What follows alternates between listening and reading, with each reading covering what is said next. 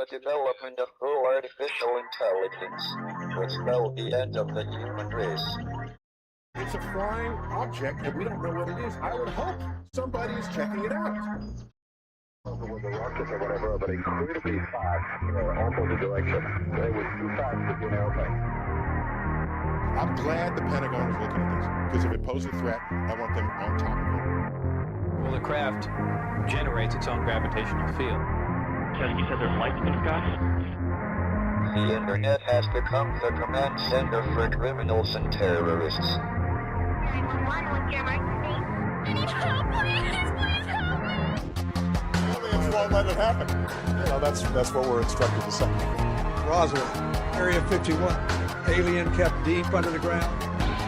1 0 1 1 1 0 1 1 6 3 2 9 Media doesn't have your best interest in mind. The government is self-serving. You're here for a reason. You're listening to Troubled Minds Radio.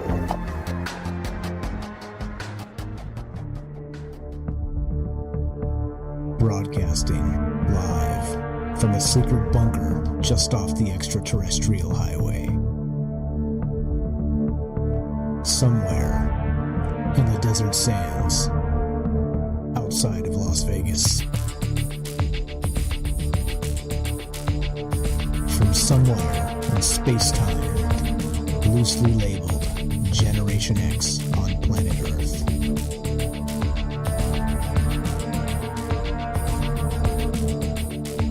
And asking questions of you in earnest into the digital darkness. Well, good evening, and welcome to Troubled Minds Radio. I'm your host, Michael Strange. We're streaming on YouTube, Rumble, X, Twitch, and Kick. Oops, Kick. Yeah, Kick. Now Kick. Buttons. And we're broadcasting live on the Troubled Minds Radio Network. That's KUAP Digital Broadcasting. And, of course, 88.4 FM, Auckland, New Zealand. Tonight, we're taking your calls as, of course, we get weird. But you notice it doesn't take too much to get weird these days. We live in a post-truth world, as I've liked to say. And not only that, it seems as if all of the institutions of old, at least in the mind's eye, are breaking down. And what I mean by that is in the old days, you used to be able to say, James there believes in ghosts. We can write him off. He's just a quack. No offense, James, just using you as an example of all of us, meaning specifically that lots of people have seen lots of non-ordinary things in their lives, more than has really ever been counted or quantified. And that becomes the bizarre part about this, because if you're looking at the science and some of the studies that have been coming out recently, and we talk about them when I see them, there's a lot of stuff happening where there's people seeing things or experiencing things that are just outside the norm constantly and continually. And here's where we'll start. So this is from shout out Chrissy Newton on I'll see if I can find her social media on there. She's in the UFO space, has been. I've seen her on some podcasts days ago, because I don't have time really to go watch and listen to a bunch of other stuff. But this is from Chrissy Newton, written on the debrief.org. And the headline is this: new research suggests extraordinary experiences are more common and more meaningful than expected. Now, that's really the point, is when you look at this stuff, and the stuff that we've always talked about as part of Troubled Minds, and, these experiencers, we talk about the experiencer and how they really, really get left behind in the sense of nobody believes them. They think that, people just write them off as, such and such believes in ghosts or believes in aliens or whatever, and that's it, and they write it off. And in the old days, there was quite a bit of a difference there, and that they would, sort of quantify them as, or count them as ancestral spirits, or count them as, some celestial channel, or, so just something from somewhere else. And it was normal because most everybody experienced it one way or another. Now, this is hugely fascinating because I was kind of poking through the study here, and it is very, very interesting that they did a study of 5,000 people. Actually, I'll read to do it justice. I'll read it a little bit from again Chrissy Newton's article. Please look. The people that inspired these shows and these ideas and are out there poking around in this space of trying to understand what it means to be human and these anomalous experiences. Please follow them. Please go read their articles, and all the links will always be in the description. So you know what to do. Go give Chrissy Newton here some love and go read this article. I'll read you just a little bit of it, and then we'll jump into some other stuff because this is super weird. So the study starts here. So the researchers examined how thousands of people interpret unusual experiences. For example, one person might view an out-of-body or near-death experience as evidence of a spiritual awakening. Test 1 2. Test 1 2. Just checking my volume here. Why is that broken? One moment, please. Just a second. All right, that should be good to test 1 2. All right, sorry. Just got to make sure everything's, for some reason, I'm not spiking out the meter, which is weird. Anyway, sorry to interrupt. All right, here we go. Sorry to interrupt myself. For example, one person might view an out-of-body or near-death experience as evidence of a spiritual awakening, while other might interpret the same event as a neurological phenomenon or the result of normal brain chemistry. And this is something that's been talked about for a very long time.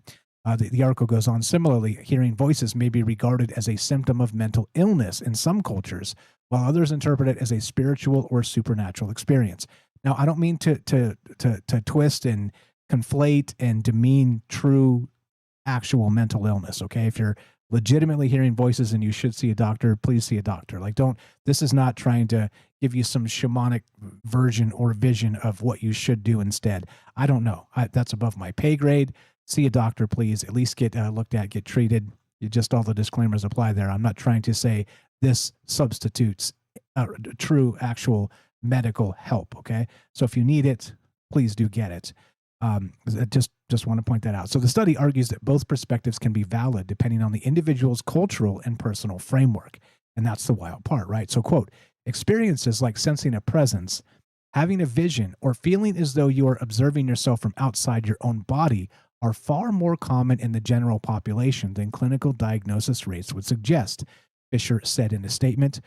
Continue, quote, we observed that most people in our sample of over 5,000 participants who report them are not unwell, and most describe them as neutral or positive, both at the time they occur and also when looking back and reflecting on that experience. And so they did this questionnaire, 5,117 individuals representing the general population. And it turns out that over 50% said it was a positive experience.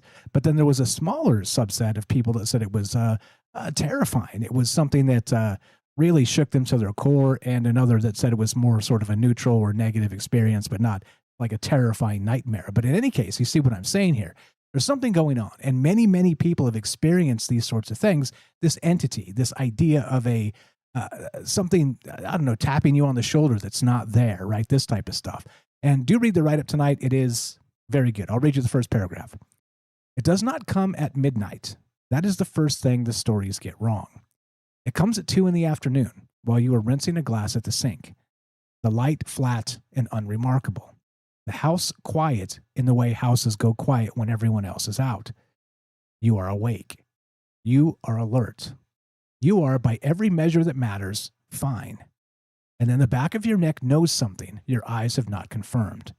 That the room behind you is no longer empty. That a person is standing just past the edge of your vision.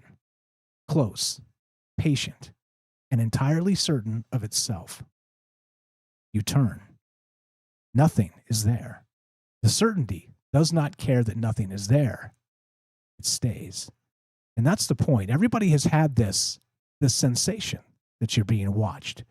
And again, it doesn't come at midnight, as I'm suggesting here.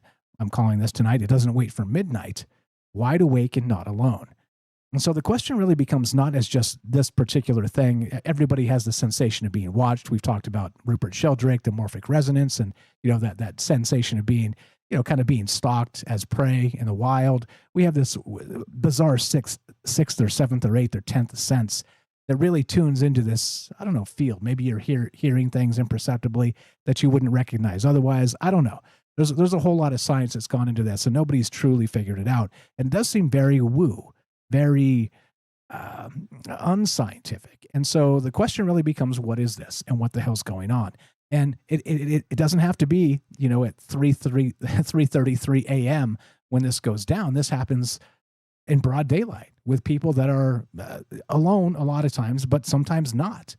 So what the hell's actually going on? And I'll get more into this study because it's highly fascinating. They did an entire inventory of what these things are, and sort of a huge questionnaire of again over 5,000 people, and it was common. It was, they expected a lot of them to say no, I've never experienced this, but instead, the vast majority of them had experienced something that they couldn't explain, and many of them had a positive experience with it.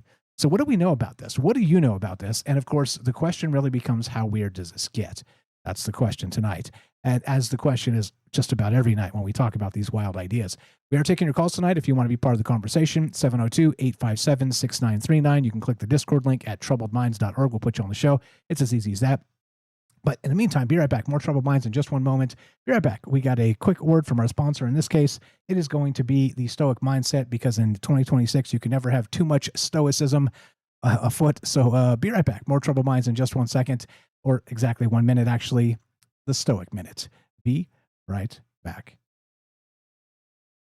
Feeling stressed? Overwhelmed? In today's fast-paced world, it's easy to get swept away by our emotions. Take a breath and find your inner strength with the Stoic Minute. You have power over your mind, not outside events. Realize this, and you will find strength. The ancient Stoic philosophers understood that we can't control everything in life, but we can control how we react. The happiness of your life depends upon the quality of your thoughts. Focus on what you can influence. Cultivate a positive mindset, and let go of what you can't change. Find your inner strength. Live each day with courage, wisdom, justice, and moderation. Embrace the Stoic virtues and find peace within.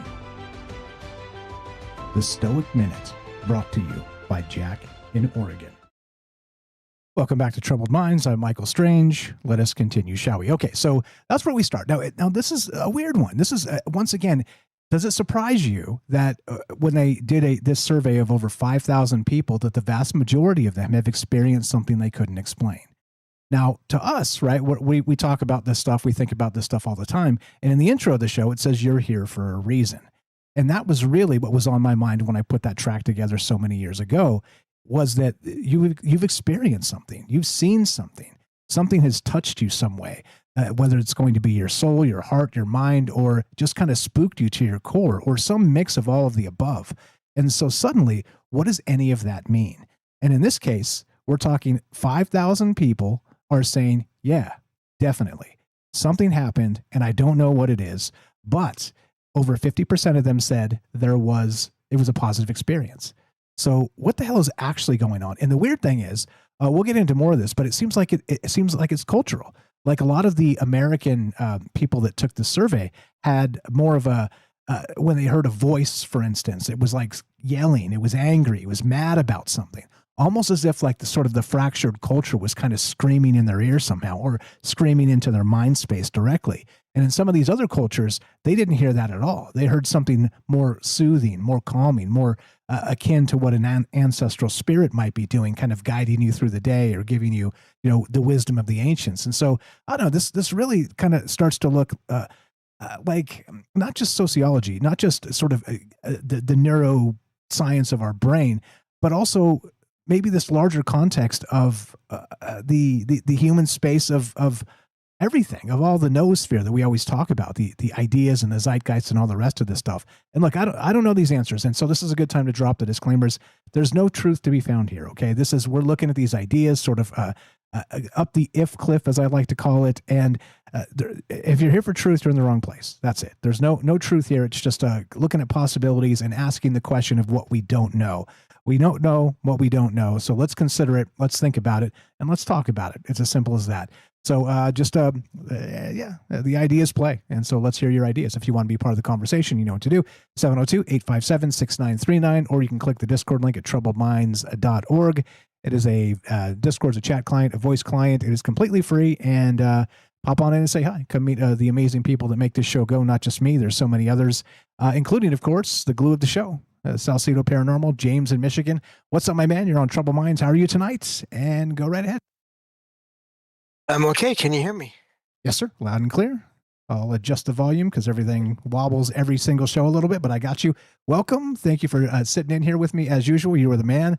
What do you got? There's a ton of stuff here. I know you read both of those articles, and there's so much there. You can start wherever you like, and I appreciate you being here. Yeah, this is a fascinating topic. Just in that, I'm not surprised in the way that these 5,000 and some people claim to have an experience. Now, what I would love to see is research into people that have multiple experiences somehow going forward. I don't know how they work. I'm not a scientist. I don't know how that would be set up, but it just makes me wonder how many of these people, and maybe it's included, but somewhat buried in the research that I don't know, but how many of these people have had not just the one experience, but two or more.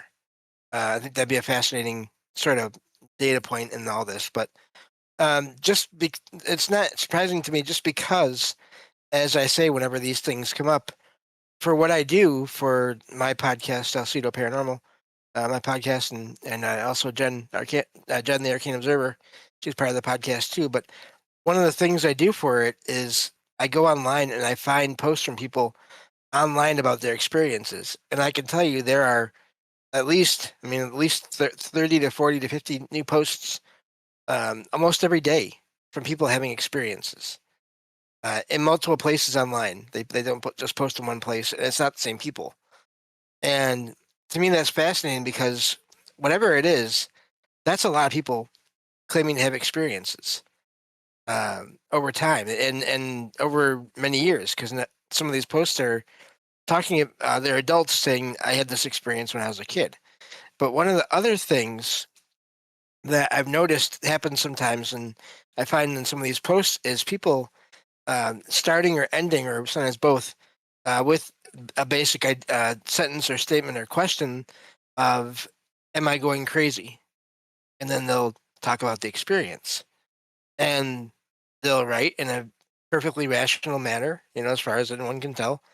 And, I highly doubt they're crazy, just based on what they talk about. But anyway, just a little brief glimpse into what I do and how it relates to this as well. Yeah, and that becomes a thing, right? So 50 years ago, 100 years ago, whatever, we were supposed to just write you off as crazy. You heard some voices, or you sensed a presence that wasn't there, and you turned around and it was gone. But you couldn't see it, but you still knew it was there. And so, like, again, and the cool thing about this is it is 5,117 people that were part of this study, and it was a whole bunch of different experiences. It wasn't one singular thing. It wasn't, did you experience a ghost, or did you hear voices? It was sort of this, they have this fantastic inventory of all of these things that if you kind of click through it, you'll see that they went through and did like real science. I mean, they're talking about, felt something touch you, saw faces, and then took the thing, are you religious? Are you not? This whole bit, and kind of broke it down. And this is what science does when you start to ask people these questions and get honest answers in these paranormal type spaces. This is good. We need to do more of this, because I'm telling you what, and you guys probably already know this, that the more this type of stuff happens, the more we're probably not going to be shocked as this group. But in the larger context of society, I think society is going to be shocked that most people have experienced things like this. And some things you can just write off as a trick of the mind. Okay. Always, you got to, discernment is key for everything. But in a lot of these cases, I mean, this affects people deeply, spiritually. And again, 51% said it was a positive experience. So it's still begs the question, what the hell's happening here? And, we're kind of barking at the idea of the big P phenomenon of what this actually is, because not just here in the West, it's experienced everywhere, and it has been for thousands of years. And so what are we dealing with?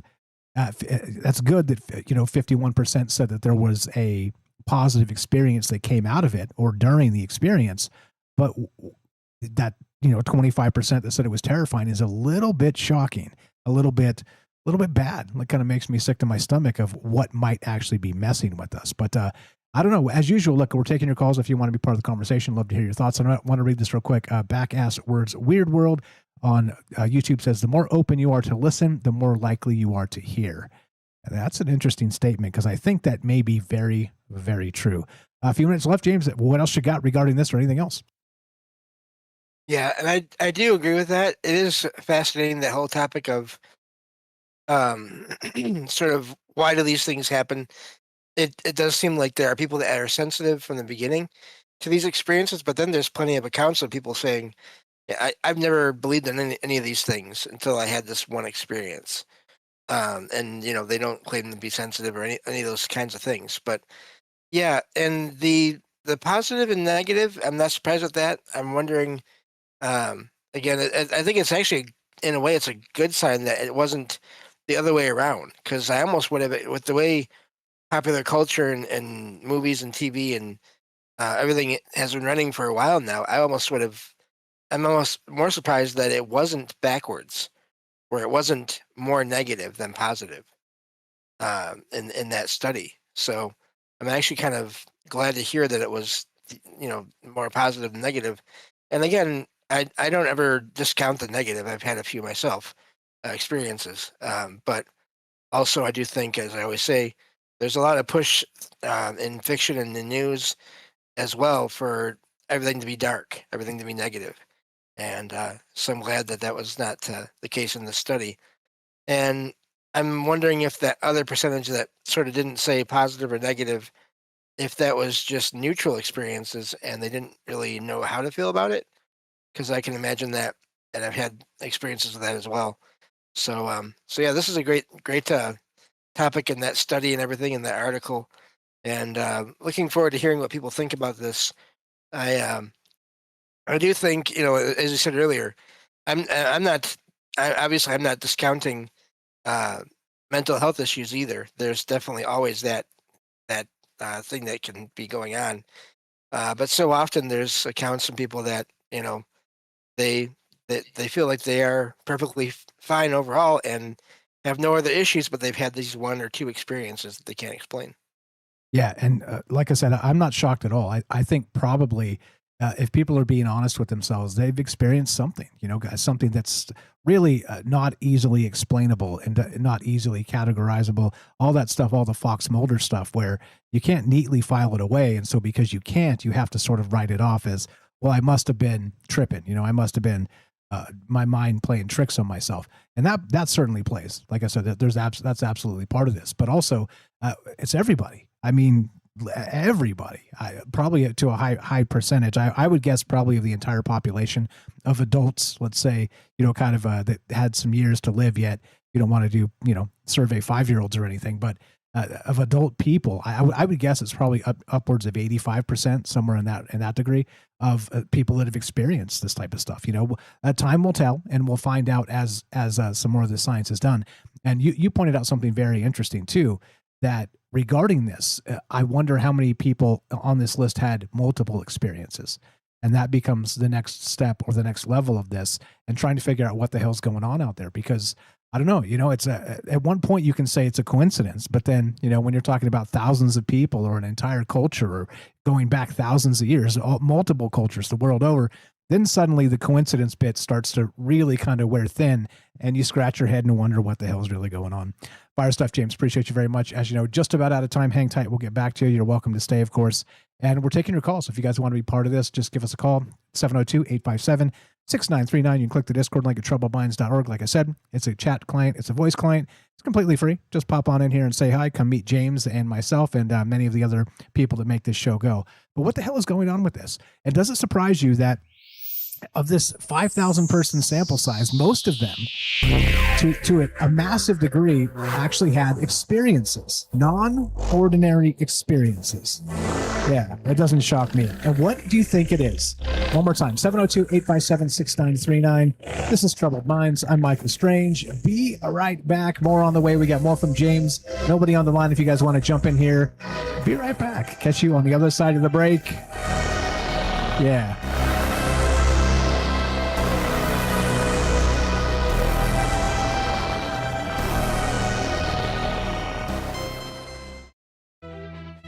You're tuning into Troubled Minds, the show where mystery knows no bounds.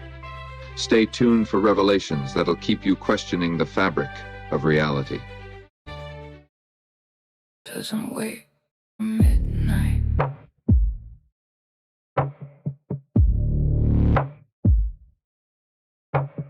Two in the afternoon and the light is thin. Glass in my hand and no one to let in. Something at my back that my eyes deny. I turn around slow and I watch the empty light. Nobody taught me how to hold this, so I hold it wrong. Nobody told me it was old as every mother's song. It doesn't wait for midnight. It doesn't need the dark. Wide awake and not alone. It knows me by the heart. Give it a name and the name decides if it's a blessing or a blade. Wide awake and not alone. And I don't know if I'm afraid.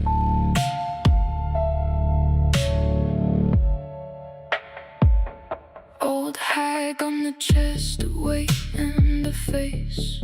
Cross the border and it wears a kind of grace. They built one in a lab with a half-second turn. Counted four in the room, watched the steady learn. The wall is thin, the wall is thin.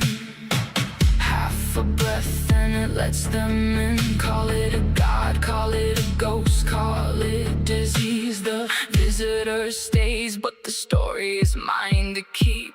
It doesn't wait for midnight. It doesn't need the dark. Wide awake and not alone. It knows me by the heart. Give it a name and the name decides if it's a blessing or a blade. Wide awake and not alone. And I don't know if I'm afraid.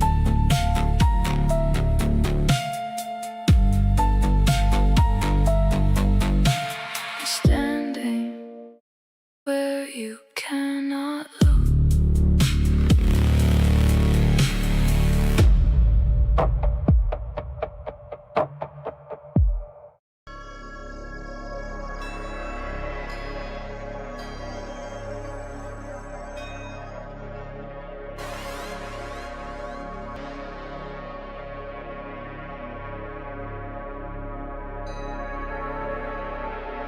Welcome back to Troubled Minds.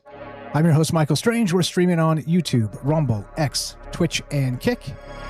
We are broadcasting live on the Troubled Minds Radio Network. That's KUAP Digital Broadcasting. And, of course, 88.4 FM, Auckland, New Zealand. Tonight, a new study of over 5,000 people found the non-ordinary experience, the sensed presence, the unseen watcher, the voice with no speaker, is far more common than the clinic ever admitted.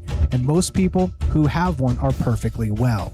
So why does the same encounter land as a blessing for one person and a wound for another? And that really becomes the crux of this, because look, like I said, some of this is cultural, and which is highly fascinating, that you can have a very similar or identical almost experience and then end up seeing it two different ways. And so it does make you wonder what the hell is actually going on here. And so as part of this study, they have this massive list of all these things that they did, right? And like I said, they called it the inventory of non-ordinary experiences. And if you're into actual, scientific papers and kind of reading through the the methodology of how they studied this, the questions they asked, and the subsets of people, and all this stuff. It's all there. It's all in here, and it's all, like I said, super fascinating. Here's one. Do you think science can explain how this experience happened? As some say yeah, some say no. And so, yeah, science can or will explain it. No, something more is involved.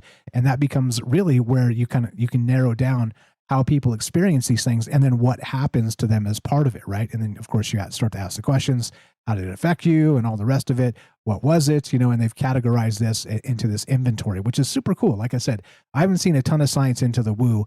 And, I wouldn't even say this is woo. This is probably more like sociology. This is probably more like I said, neuroscience in some capacity. So there's going to be something to this where maybe one day this will be solved entirely. But for the time being, I'm not so sure. It's wide and varied and all over the place. And I've got a list here of the some of the things that they asked on what they are. So I'll read some of those as we go. But welcome back. Nobody on the line. If you guys want to jump in here, what do you think is going on here?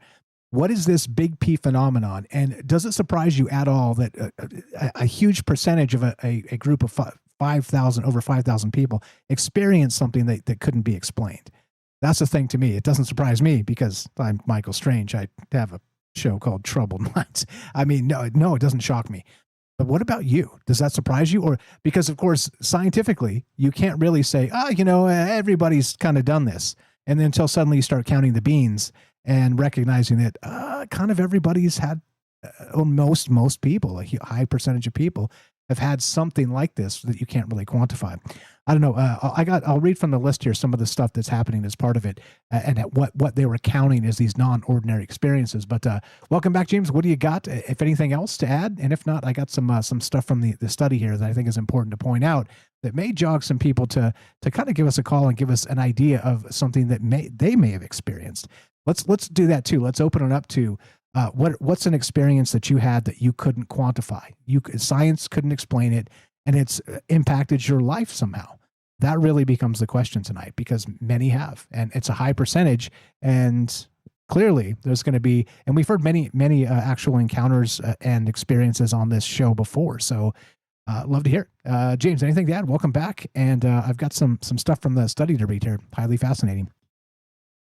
Yeah, I do have a quick story about a relative of mine, actually my older brother, who is not interested in any of these things, does not believe any of it is really anomalous, but did have an experience once. And I do wonder about the term experience and how all that works and what an experience is, because he had an experience that he didn't even know he was going to have it until after it was done.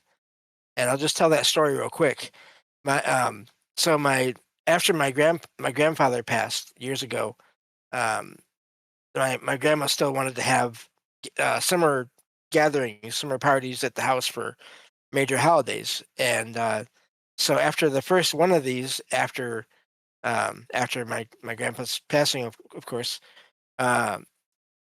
she wanted to have all the bottles and cans picked up from just around that were there because of the party, because she couldn't do that herself so easily on her own. So she asked my brother to come and do that. And so he went around and got all the bottles and cans and took them to the store and came back to the house with the receipt and everything. He had exactly $22 in bottles and cans and returns. And you think, well, that's kind of odd. It was an even number like that. Gets weirder. Apparently, our grandpa used to intentionally count and only take that exact amount of returns, recyclable returns, to the store, and only get that much. We don't know why, as far as what the significance of the number was, but apparently that's what he always did. My brother had no idea. I think the only one that really knew was my grandma. And so he had an experience that he still can't explain. That's pretty wild.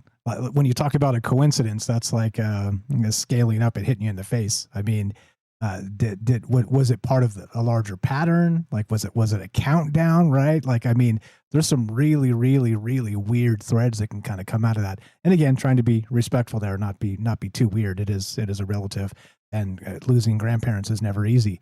But that in particular starts to make you wonder, like it makes your skin crawl a little bit, and like what the hell's going on? It's not just that coincidence that you experience, but then suddenly it's patterns of coincidences, and that's why this starts to get super weird. I appreciate you sharing that. What else you got, my man? Well, and just real quick, the question to me is, how did that happen? In other words, how exactly did there end up only being that amount there? You know, so did some bottles or cans vanish? Did some appear? Like, was it exactly, how did that exact amount end up being there when this was not planned and my brother didn't even know? So anyway, yeah, I think there's an experience can be a lot of things. And I think that was my point in sharing that. Yeah, absolutely. And here's some of the things they did ask from it. Like I said, it is they call it the inventory of non-ordinary experiences. And like I said, it is pages and pages and pages deep of all this stuff. You know how scientific, the actual, what are they called? Questionnaires go. It's like one of the most watching paint dry sort of situations. They can make really amazing stuff seem incredibly boring because they have to go through the methodology, all the rest. I mean, I understand it, but okay. But here's some of the things that they actually were talking about within it, right? So the sensed presence of entities, some extraordinary force in the room, the presence of someone who has died, or made this list. Seeing a full vision, sort of the Ghostbusters full actual apparition. Seeing faces that aren't there, the kind that surface in the dark after you drift off, that sort of thing. The feeling of a second self inside your own body, like a doubling. And this psychic vampirism, the sense of being drained by a presence or person. And so this is the type of stuff. So it's not just simply, did you hear a noise? Did you feel a presence? It's layered and stacked. And that's just one little part here. And many of them, of course, the interesting part to me is that, one, you could experience this probably if you're predisposed, right? If you grew up believing that this stuff was real or whatever, right? And so you're kind of maybe more open to it, like was said in the chat earlier. But I think beyond that, you get these staunch science types that are like, nah, there's no way. And then somehow, some way, it still finds them. Like it's still, even people that are not really receptive and open to these ideas, when you do a large sample size, it still sort of leaks into the scientific mind, which, who completely blocks all this and wouldn't believe you if you told them, but then it happens to them. And I would even put myself in that camp, like I've seen some weird stuff, had some weird things happen, and it's not, super notable. It's not something I could write a book on or whatever, but it's certainly as sort of the materialist mind, at least growing up, I think I've probably changed my mind about a few things in that regard. But you don't believe in any of it. You're like, come on, this is all nonsense. There's no such thing as a curse, right? There's no such thing as ghosts, whatever. But then suddenly you start to experience something that you cannot explain, and it's leaking into that modern mind space of the materialist. So how do you measure all that and kind of quantify it? More stuff here. So the out of body experience they're asking about, watching yourself from outside of yourself, the near death experience. We've talked about that quite often on the show. The diminished self, where you sense your sense of being, where you shrink and sort of dissolve within yourself or even outside of yourself. Sleep paralysis, of course, we've talked about this, when you're awake and then pinned somehow and it can't actually react, it can't speak, can't scream, it just kind of sit there frozen, which is super weird. Past life experiences. I mean, it sounds like a checklist, from Ghostbusters, Dan Aykroyd in like the first the first bit of that movie. Remember when they were doing the interviews or whatever? I think at what's her name, Janine, answered the phone. She's like, "Do you believe in past life regression, astral travel, whatever?" Was she talking to Winston? I don't know. And basically, he's like, "Hey, look, I'll believe in whatever you want if it's got a steady paycheck," which clearly he didn't, and which was a perfect example of that archetype of the materialist mind. That's like, whatever, lady, just I'm here for a job, give me a job and pay me, and I'm in, right? And then suddenly things turn and you start to see some things. Of course, that's fiction, but it is that archetype of the individual that's brought into the space, not believing anything, and starts to see some things that make you raise your eyebrows. But my point in reading some of the methodology of what they did and some of the questions they asked is for the reason that it wasn't simple. It was all over the place. And it was basically a wide category of non-ordinary, which is really what Troubled Minds has always been about, that idea of the unseen. that unseen realm sort of leaking over somehow, whether it's a dream, whether it's a waking dream, whether it's, you felt like you've been in contact with a deity somehow, or an angel or a demon or whatever, or some ancestral spirit like we always talk about. And all this is in there. It's all in the thing. And I got a few more to read too as part of it, but this is the huge group of things that they asked of these people in this study. And like I said, I do check it out. Because it is highly fascinating. I'm going to read a little bit more from the article in a sec here, because there's some really, really pertinent stuff in here that I brought up earlier that probably needs to be said better than I said it. Anything to add to that, James, with the out of bodies or the astral travels or the Ghostbuster stuff? I mean, there's so much to look at here. And, you and I talk about it and think about this stuff so much, and many of us here do, but you start to recognize how many weird and wonderful things are out there that people experience that really doesn't ever catch the light of day when it comes to modern discourse whatsoever. So, welcome to Troubled Minds in the world of the weird. Yeah, and those categories that they have in there, there's always such a variety of details within each of those types of experiences. And I'll just give you an example. They mentioned out of body experiences where you watch yourself, you see your physical body. I've had out of body experiences over the years, but I have never had that. I have never seen myself laying in bed. It's always been, I fell asleep, I felt like I was out of the body, and I was somewhere else. So that's just one detail within that. So I'm really curious about now. I guess because of like what I do, I would love to have all the reports in that study from each individual person, because that'd just be fascinating to me. But obviously, it's a study, and they're not gonna. That'd be a good sized book, I imagine. But yeah, and the Ghostbusters thing was hilarious, because it was like you said, Janine was reading off all these things in a very almost like not interested voice, and it was Winston. He basically said that, yeah, I'll believe in anything as long as it pays. So. And then that comes back, and I forget if it was the first one or the second one, but that comes back because I think it might have been the first one. But anyway, he has to tell someone, like I think it's the mayor or something like that. Look, I know all this sounds crazy, but I've seen things you wouldn't believe. And that's pretty common. Also, I do think when it comes to scientists and everything, and that mind space, one thing I have heard over the years is people who have done research into these things have talked with scientists, but they've had experiences, but they would not share their names. They would not, it's not so much that not all of them don't believe in these things. It's part of the stigma. They can't say publicly that they do, because of all the repercussions it might have on their careers and their reputation, which is part of their career, and all those things as well. Yeah, exactly. And that's the whole point. And why like I said, these conversations have kind of been stuffed off into the dark of night, because you just can't talk about this. This is not water cooler talk. Shout out Derek the Night Stalker. Water coolest talk, he always says. And look, and that's the point. That's why we talk about this stuff in the way we do, and in the manner which we do. So out to you guys. The whole point of this is to have a conversation. Do you think that there is something to this? Because non-ordinary is a massive category, but it really harkens at what we talk about as part of that big P phenomenon, whatever that means. And it could mean one thing to you. It could mean a different thing to me.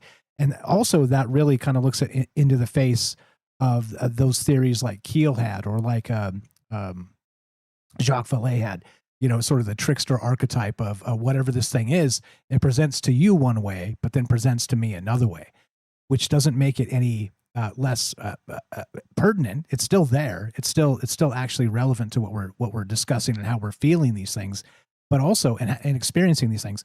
But then it starts to look like a demon to you and an angel to me, or vice versa, or something to this effect, or an ancestral spirit, or something to that regard, right? So look, I don't know. That's why this entire thing is so strange to me, because one, like I said, it doesn't shock me that almost everybody's had some kind of experience they couldn't explain. The second part is how wide and varied a lot of these things are, because that ancestral spirit and the larger context of this is really a ton of stuff. It's a ton of stuff in one big bucket, and everybody's like, yeah, had that happen. And as James said here, let me read from the article here, because like I said, it's probably better to just get it straight. So the research team first interviewed and validated the inventory of non-ordinary experiences, which is what we're talking about now, and it is linked there. So there's a link at the very bottom. Check that out, and you can kind of see what the type of stuff they did. And this is straight from the article from Chrissy Newton. I always want to say Chrissy Teigen. Chrissy Newton. Okay, so she says this straight from the article. So the research team first interviewed and validated the inventory of non-ordinary experiences. Then they developed a questionnaire designed to assess both the universal and cultural influences shaping participants' interpretations of these events.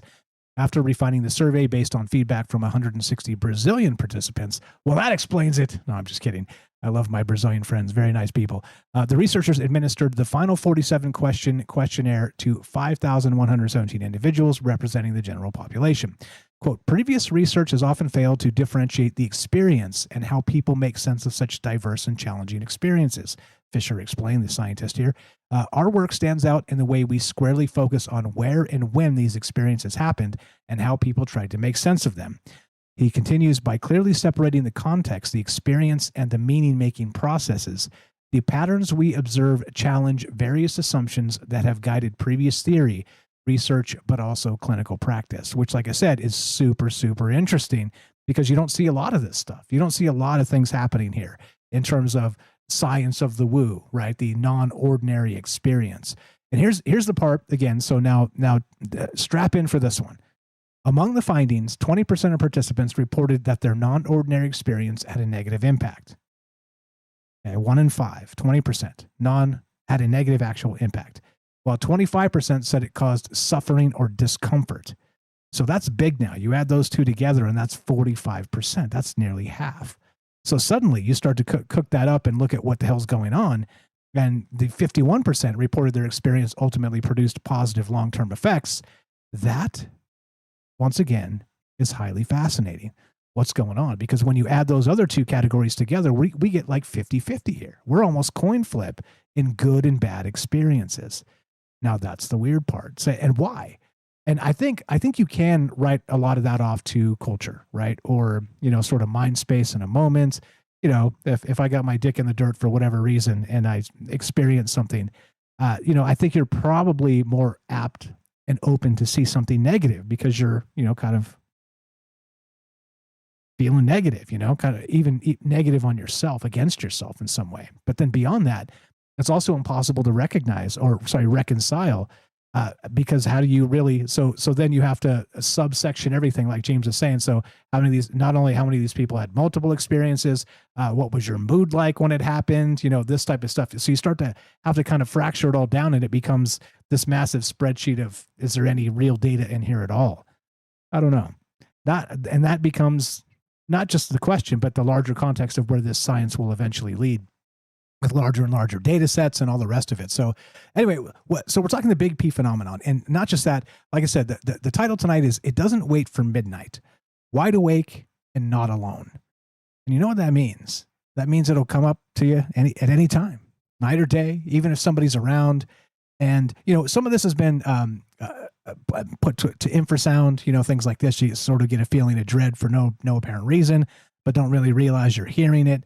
That's the point. So some of this stuff is kind of like, maybe, Mike. Yeah, I'm with you. I'm the guy that drinks the maybe juice when it comes to all this stuff. But I do think there's too much of a correlation here when it comes to people that have experienced these things to just write it all off as, the mind likes to play tricks on us. Yeah, certainly. But you see the wide and varied batch of all the rest of this. I'll read a few more of these too. I see you, Jen. We'll go to you at the top of the hour here. Give you time if you got a ton of stuff here. Okay, so. Let's see. Also from the thing is, what else? Okay, so extrasensory contact with another mind, the telepathy bucket, the sense of being guided or directed by something, deja vu. We've talked about this, the already seen. Lucid dreams. We talk about that often, waking up inside the dream and then steering it. Or how about this? A place that feels alive or aware. A place that feels special or sacred in a way you can't argue with. And I think many of us has probably felt that in maybe... dare I suggest like a museum sort of around ancient artifacts, this type of thing? Maybe, right? An object that feels animate or imbued somehow, intense devotion either toward an object or relic or even toward a person.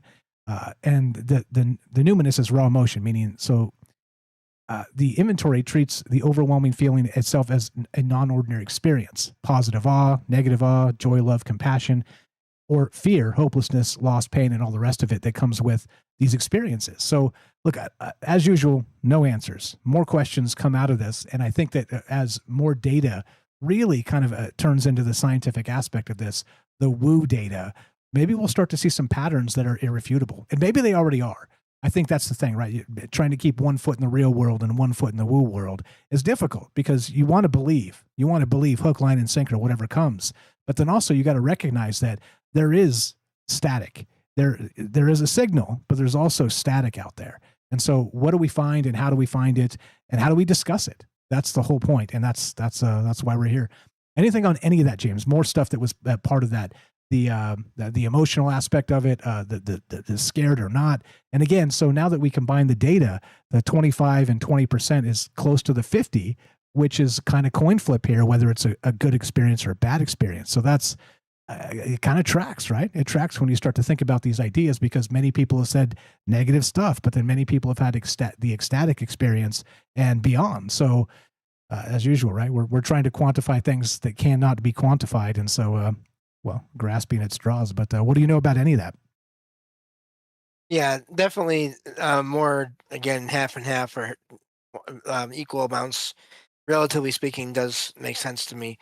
Also, I do think, I think part of, now, the other thing to keep in mind here with this is part of the negative impacts may be due to cultural, factors and upbringings and all that.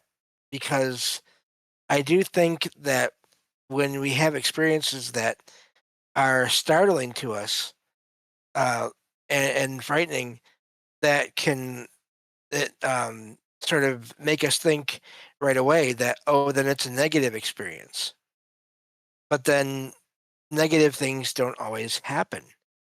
When you get frightened, sometimes it's just you see something or you hear something and you're frightened, but then it's gone. And so I do think that those are factors in all this. So I wonder how much that would sort of skew the findings back down, like cut the negative side down a little bit, if we were to sort of, as a species, learn how to be maybe more, just, I guess you would say, stoic at the start of an experience and see where it leads. And understand, yes, we may be frightened or startled, but that doesn't mean it's automatically a negative or a positive experience.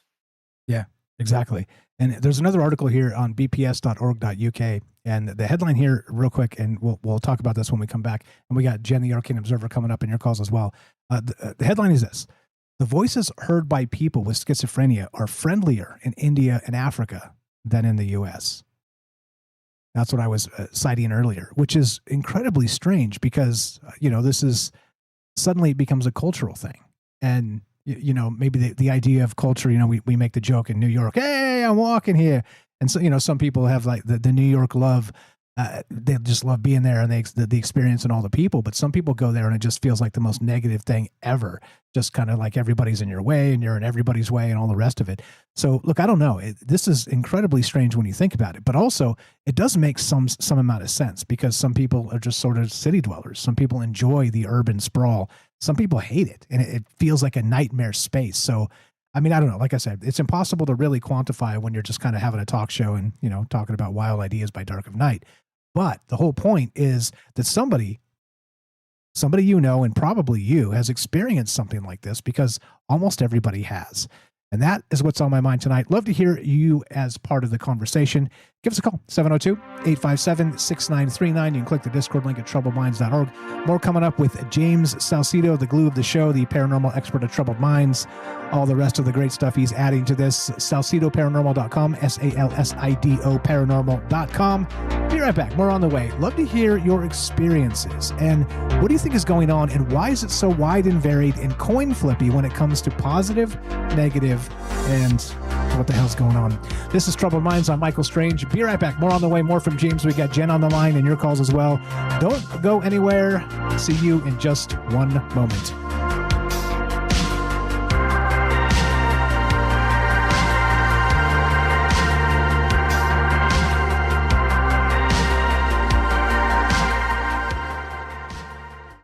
This is Troubled Minds. Your host, Michael Strange, the master of the mysterious, is here to guide you through the shadows of the unexplained.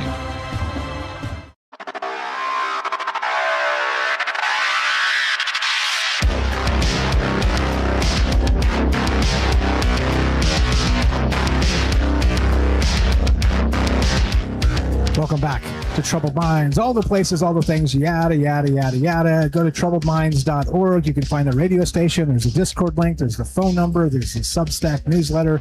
There's all the places you can listen, and all the amazing friends list. We always talk about all the amazing friends that make this show go. Please go help our friends. troubledminds.org/friends. Scroll down a little bit. You'll see all these amazing names and amazing people.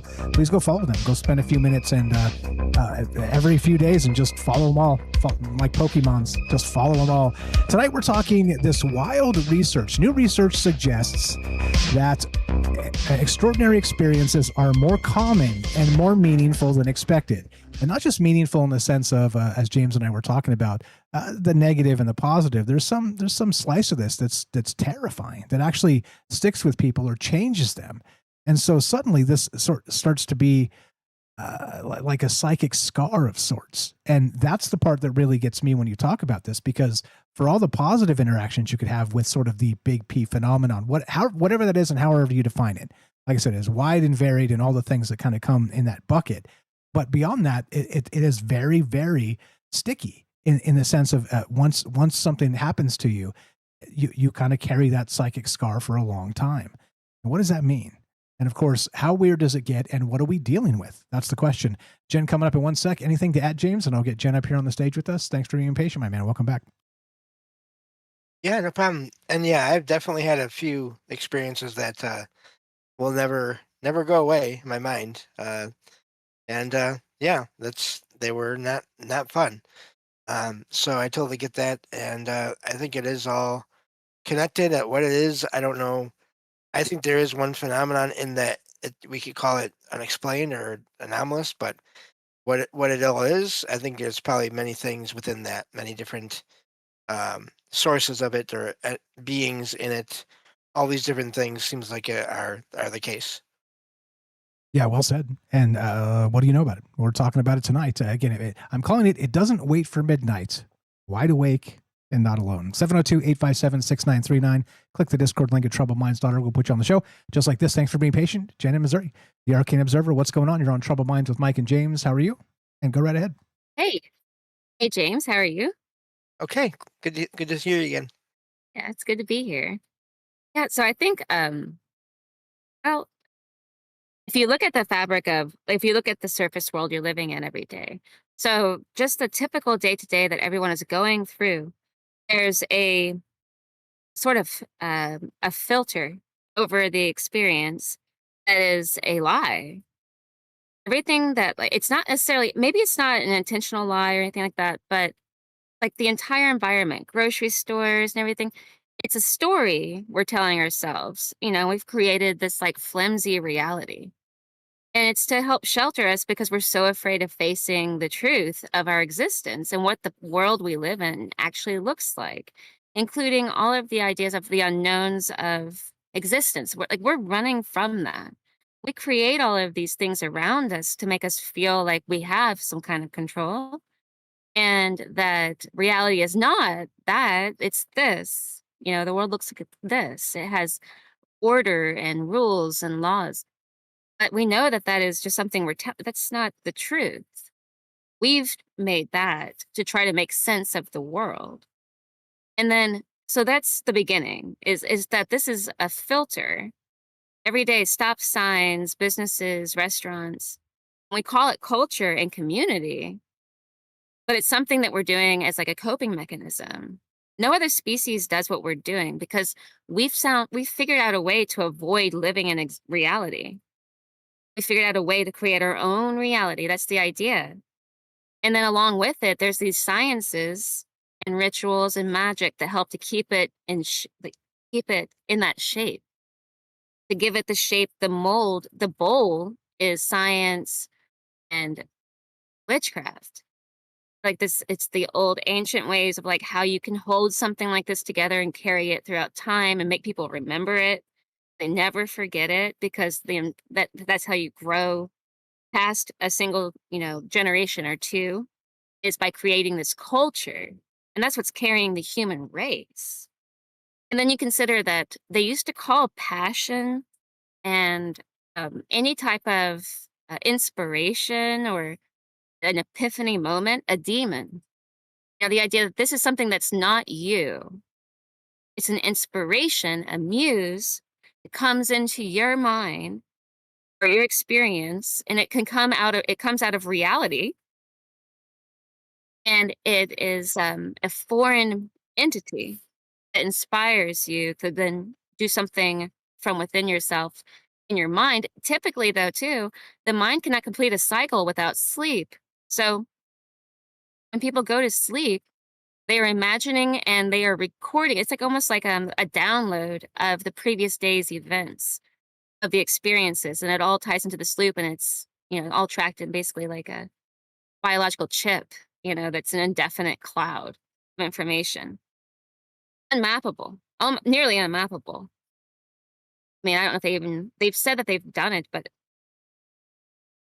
it's up for grabs. But don't underestimate either that not only these demon passions that are not a part of yourself and are not negative, but can be depending on how you interpret them or how they come through with you. So there's this whole radio sort of system involved. And then in the dream state, though, I don't think it's really important. I mean, just talking about the world itself and people encountering beings and things like that.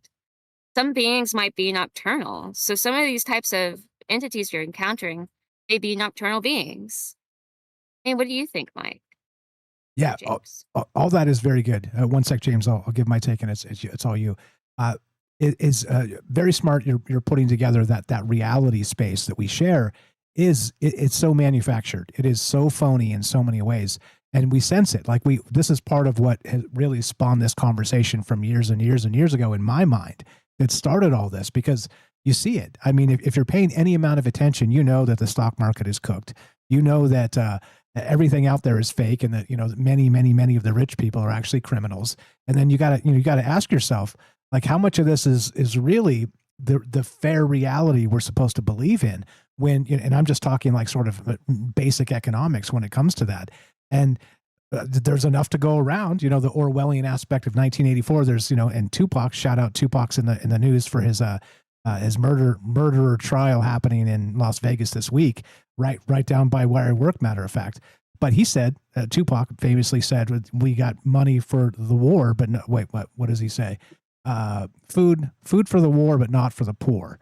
Okay. And that's exactly the point. Money for the war, not for the poor. Something like that. And so, I mean, we see it, we recognize it, we notice it. And we live in this false paradigm. And I think maybe that's part of what's happening as it's a psychological thing for ourselves to recognize it. And maybe it is causing some of these experiences that, I don't know, maybe a recognition of the cosmos or something that we live in. I don't know. I mean, certainly I'm just pointing out, very smart to point that out, because I think part of that is what we're dealing with here. Even though we're talking sort of the woo space, I think culture certainly sits squarely in the woo space. Sorry to go on so long. Go ahead, James. What else you got? And then we'll give it back to Jen. Yeah, I do agree. I mean, the further back you go in time, the closer people were to, obviously, to nature and to whatever else is out there, whatever we want to call the woo or the paranormal or supernatural.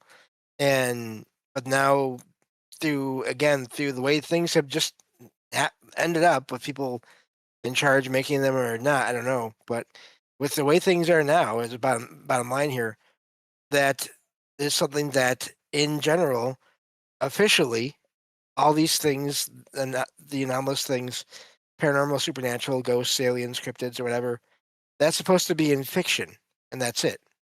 And you see that. I mean, fiction everywhere. Some of the most popular stuff out there has been based on these things, but that's not supposed to be reality.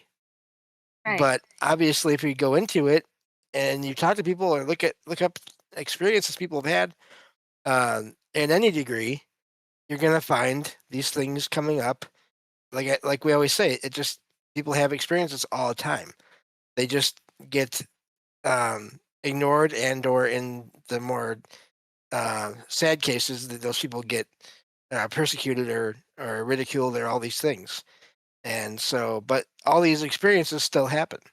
It doesn't, there's no amount of any of that that's going to stop. I don't think people from having anomalous experiences No.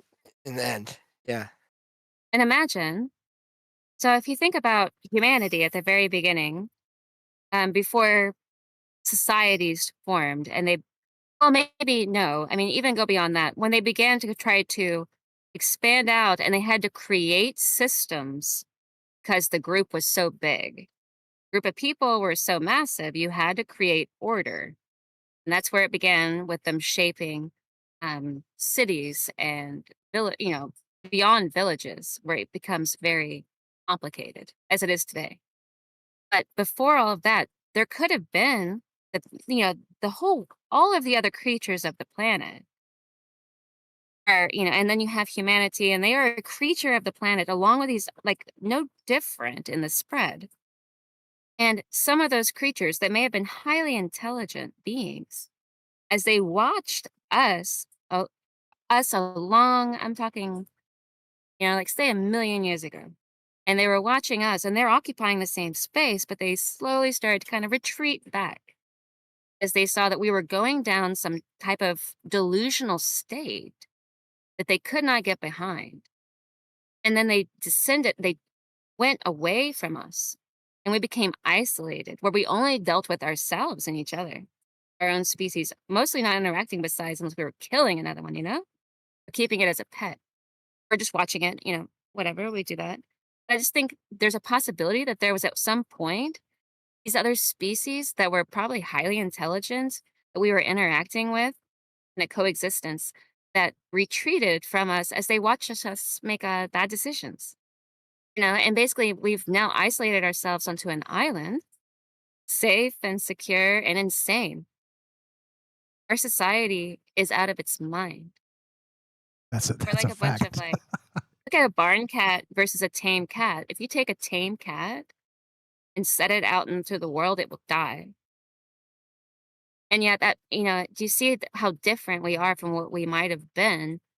And how can you retain culture and also live at that extreme level? And most of our dysfunction is because we are not held to an extreme level that we were designed to function in. Yeah, the cat, very well said. The cat thing's super interesting, and I've heard it said this way too, sort of in a street fight, like the one who's going to win, size aside, but is the one who doesn't give a crap. Like the more feral And one. nobility aside. Yeah, Nobility aside. exactly, all that. Like not caring if you have to like rip your guts out to like win the fight, you'll do it. Where the other guy's not willing to, and so he loses. I mean, you'll sacrifice whatever it takes because you got that level of feral crazy in you. And those type of That's in people every are, single person. and those type of people are scary because some people live entirely like that. So I mean, and I'm just saying, like, people can be scary, and that's the whole point of this. And just another analogy, I think it's fascinating to look at the same DNA, the same cat basically, but one feral cat can whoop ass on a raccoon, and a regular cat get his ass whooped by a raccoon. You know what I mean? It's just so strange to me that it's kind of the. I let my cat out the other day. I never let him out. He saw a possum and, like, had no idea what it was, and just thought, like, went up to it like a friendly cat because of the lack of exposure, And there was no trouble, no danger there, but it's interesting. We're constantly just looking at a new world, and I'm trying to say that the inspiration that we feel all the time may be a sentient being. That people used to think that in culture, and there might be something to that. Additionally, so those are daytime demons. And then in the nighttime, there might be something more nocturnal, and those may be the things that people encounter. They're no less real between the day and the night. And also, the physical experience you have day to day influences, well, maybe the other way around, but your subconscious mind and your sleep state speaks in symbology. And so you may see a lot of the symbolism of what's happening in the real world around you at night. Because it's a mirror world, reflection of it's a shattered prism. Is the idea. But great show tonight. And I look forward to hearing from people who call in. Amen. Appreciate it very much. Thank you for calling. Thank you for being patient to hop in here. And fire stuff as always. You're the best. Great show, you guys. Have a good night. Thank you. You too. Jenna Missouri, the Arcane Observer. Please go give her a follow on all the places. troubledminds.org/friends. Thank you, Sweets, for pinning her link tree in all the places. Scroll down just a little bit. It's alphabetical. Follow Jennifer. Click that right there above my head if you're watching the stream. And go follow her YouTube. Go hang out and go learn some of the things that Jen's doing over there as well. She's got new content coming out, and always a fire take. She's tuned in to the troubled mind space in a way, in a unique way, which is the whole point of this. Where we get together and talk about these ideas and figure what the hell's going on. And I think recognizing the basis of reality is skewed to start is a great start. And she laid it down very well as part of that. So please give her a follow in all the places. Also, she's there on the weekends with James as part of Salcedo Paranormal co-hosting over there. They're doing fine work. James, anything to add to what she said? There's more, of course, as part of this list and these experiences. Let me reframe real quick. So it doesn't wait for midnight. I'm calling this wide awake and not alone. And there's a study that was done, and it's new research suggests extraordinary experiences are more common and also more meaningful than expected. By Chrissy Newton. Again, please go follow all the places down below. Read the articles in full in their native context and all the rest. I'm just talking about them as inspiration. But I think this is, like I said, this doesn't surprise this group, I think this group is not shocked by this at all. This is sort of like, yeah, no crap, Mike. But also, why? And what's going on here? Because, look, we can all spook ourselves with some sort of weird happening that we, the thing dropped in the other room and it scared the hell out of me, right? It's not really a ghost. But there's also some things. Look, I've got some things that happened recently, and I'm not going to share them yet because it's still kind of too new. With a family member that passed. Like, I've got some stuff that's like, what the hell? It doesn't make sense at all. Like I said, just a little too raw. Ask me again in like 6 months, and I'll tell you the stories. But remind me, James. Okay, hold me to that, because these are too weird. Like, some of these things happened, and you're just like, what? Like, how is that even possible? And then you have to try and figure it out, or move on and hope things don't like continue escalating or whatever. It's just so strange that everybody has experienced something, and that's part of this study. And that's the whole point, is that, like I said in the intro of this show, it's incredibly important. You're here for a reason. You're entertaining these ideas for a reason. And most likely, dare I suggest, that reason, or one of the main reasons, is because you've experienced something that cannot be explained. And that's the point. Thanks for being patient, James. Anything else on that? And I'll get back to the write-up and some of the study stuff here. It's wild. It's a wild world we live in. And of course, when you talk about wild kingdom, we're talking about wild paranormal kingdom. So let's get it. Welcome back. Yeah, great call from Jen. I'm always glad to hear from her. It's funny because when she was talking about cats and, house cat or indoor cat versus outdoor cat, made me think of the one time that my cat, Logan, ever escaped. And she picked the wrong time to do it, because it was in the middle of January or February here in Michigan. And this was when she was a kitten. And she got outside, and the cold just literally stopped her in her tracks and made her sit down and just stare at like all the white stuff on the ground. And a friend of mine happened to be here, luckily, and was able to scoop her up and bring her back in. But I mean, she was not used to that, because she had never been outside since I'd had her. She's never been outside on her own. So, just an example of that, different kind of animal in a different kind of environment.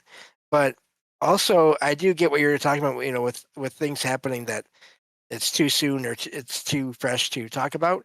I had one of my, funny enough, this is the second time now, this is reminding me of my grandpa, so I don't know if there's something to that or not, but maybe he's visiting me tonight somehow.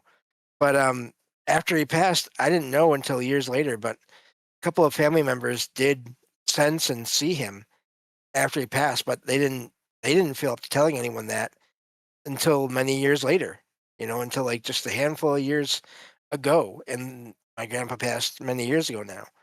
So yeah, I understand what you're talking about, and I will do my best to remember, and in 6 months or so, and hopefully we can get back to that. It'll come up. I've made some notes. I appreciate that. I've made some notes. It'll come up again, because there's a lot of these cycles that we talk about in some of these ideas. One was a mirror instance, and some other in a particular space. So like I said, we'll get to that at some point. But I mean, look, like I said, if you didn't experience these things or haven't sort of at least taken this stuff seriously, like I said, why are you here? I mean, I'm here because I'm highly fascinated by it. Not just the psychological aspect of we fool ourselves a lot, and as Jen was saying very smartly there, that the reality we live in is phony. It's all phony, and you want to be like, oh, well, look at the stock market; it's at an all-time high. Oh, really? You think that's the case? Okay, wait till the rug pull happens and the second Great Depression goes, and all the rich people knew about it before everybody else did. Weird how that happens, right? That's so strange how that happens.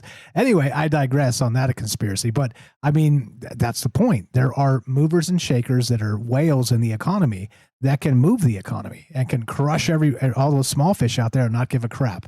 They just protect their nut and take off, and that's it. Anyway, I digress there, but you get the point. It's phony. The reality we live in is by and large phony, and it's held together sort of with the metaphysical idea of duct tape. And we're supposed to just kind of continue on. And I think an interesting part of this too, which comes up in the bottom of the write-up, is that's the idea of that ontological shock of, let's say, disclosure of UFOs, is very specifically that we're supposed to believe in, we all, the joke is we if UFOs are disclosed and there's aliens here on the planet with us and we can prove it and it's irrefutable, everybody will stop paying their taxes, right? I mean, that's kind of the joke, losing their religions and this type of thing. And, becoming, I don't know, like I wouldn't go feral or anything. I wouldn't be super scared. I'd be like, hey, well, let's see it, like, don't tell me, show me. But the ontological shock aspect is certainly when you strip down the man behind the curtain and find out what's really happening with reality, then certainly not just with the economic space and sort of, the phony stuff that kind of keeps the world together, but then beyond it, what about all this other stuff that doesn't get any play whatsoever other than, dark corners of the internet at night in, scary places like Las Vegas. So I don't know. I think it's incredibly important to think about and recognize what's happening here. But that ontological shock aspect, I know it flew around a lot recently and part of that disclosure aspect. But I'll also tell you what, you bet your ass that the videos they're releasing as part of the disclosure effort aren't going to cause ontological shock in anybody. Nobody. I know nobody that's like, I'm not going to work on Monday because they released those UFO files. Nobody said that. So you get my meaning. It's a wild world we live in, as I said. And part of that comes down to how we define these things and how we're expected to believe that society will be there for us tomorrow. Right? Because if we don't have that faith, then why would you go to work on Monday? And that is the true ontological shock aspect. But like I said, I haven't seen anything close to that yet. So, yeah. Anything on that, James? Ready to just shut it down and quit paying taxes? Turn the whole world over? Well, the other thing to me that's hilarious is something we bring up every so often, which is that if aliens do show up everywhere and, we're here, basically that kind of thing. And it seems to be working well with the governments of the world, and they're all happy and everything's fine. But they're all telling us, both the aliens and the governments are telling us to do certain things. Things have to be this way now because we all say so. And there's gonna be a bunch of us and be like, wait, hang on, I don't think those are aliens. Come on now, what's going on here? Because that wouldn't surprise me if they tried to do that. It's gonna be us. It'll be you and me. We'll be like, stop it. Would you guys stop it? This is not it. Yeah. This is not disclosure. Would you people please stop it? Yep. Mm-hmm. Yeah. These are not the aliens you were looking for, but in the whole reverse of the whole Jedi mind trick quote thing, Star Wars thing. These aren't the aliens you're looking for. But in our case, we're trying to tell people, what's happening, and in the movie, it's something different. So anyway, yeah, amen. That's the whole point of this. And so tonight we're talking thank you, James. Thank you, Jen, for the great call there. So making sense of the extraordinary, an investigation of the content and prevalence of appraisals of non-ordinary experiences. And that's the point. That's one of the major themes of Troubled Minds going back forever, since we started. And that's the point. What is going on? What is this larger Big P phenomenon? And what have you experienced that makes you believe it's this or it's that? seems like these type of surveys are good in the long term, but this is, I don't see a ton of science, quote science, actually trying to get to the bottom of this. So this is good. This is good to me. Maybe we should start our own scientific endeavors, but how can you really trust bots on the internet voting things? You see what I mean? More of the phony society we live in. Anyway, love to hear your thoughts. We got one more segment coming up if you want to be part of the conversation. 702-857-6939. This is Troubled Minds. I'm Michael Strange. Here with James Salcedo, of course, of Salcedo Paranormal. Be right back. More on the way. Do not go anywhere.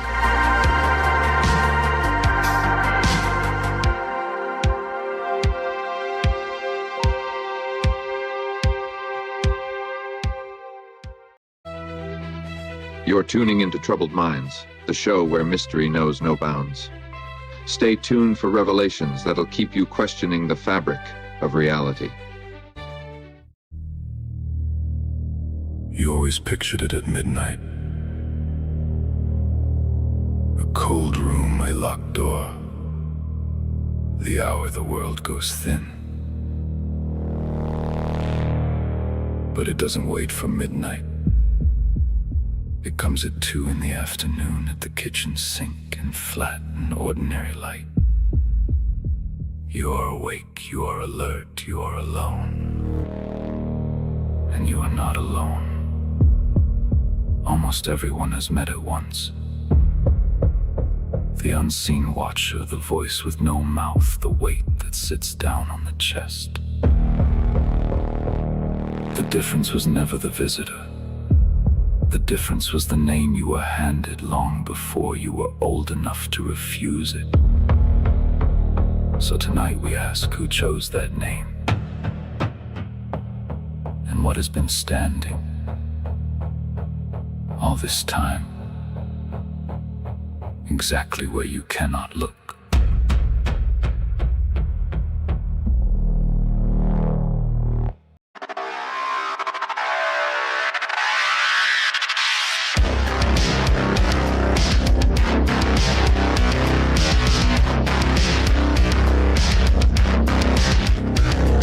Welcome back to Troubled Minds. I'm your host, Michael Strange. We're streaming on YouTube, Rumble, X, Twitch, and Kick. We are broadcasting live on the Troubled Minds radio network. That is KUAP Digital Broadcasting out of Las Vegas, Nevada. KUAPDB.com. Got some interesting additions coming soon to the radio station. If you're not listening to it, I would recommend it. All kinds of cool stuff happening. And of course, we're on 88.4 FM Auckland, New Zealand. Tonight, we're taking your calls as we go deep into the phenomenon itself, the Big P phenomenon. Now, what does it mean?